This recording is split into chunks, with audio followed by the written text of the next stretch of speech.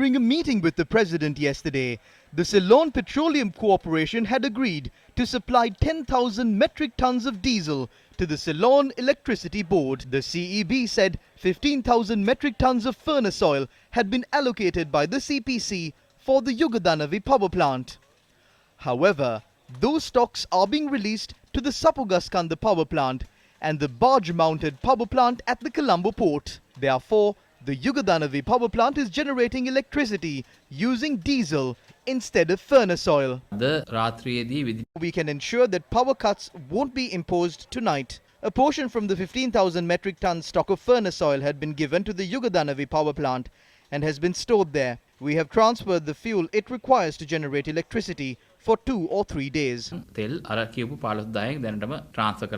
CEB said that they had to impose power cuts between 6:40 and 7:20 last night, although it was previously announced otherwise. This is how the CEB Engineers Union responded to the situation.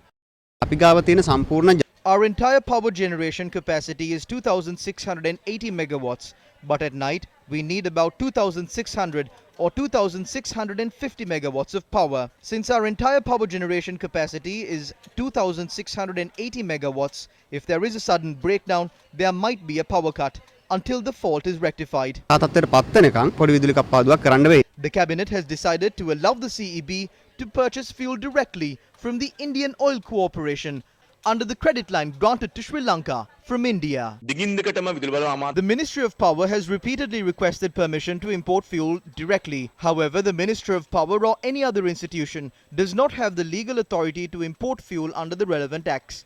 Only the Ministry of Energy or the Ceylon Petroleum Corporation can import fuel. Minister Gammanpilla had expressed his agreement to this decision. The Finance Minister had rendered a great contribution by holding discussions with India.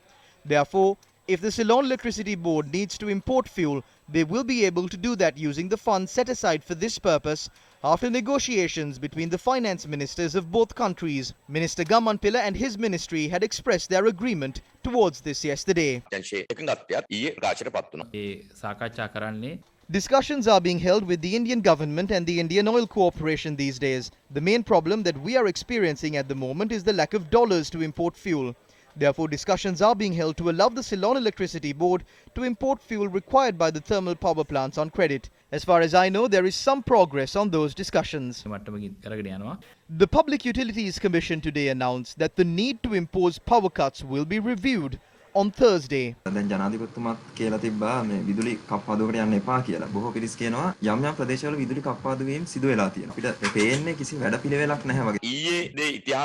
us leave yesterday in the past and focus on tomorrow. Considering the statements made by the ministers and the relevant institutions, we feel that it can happen again.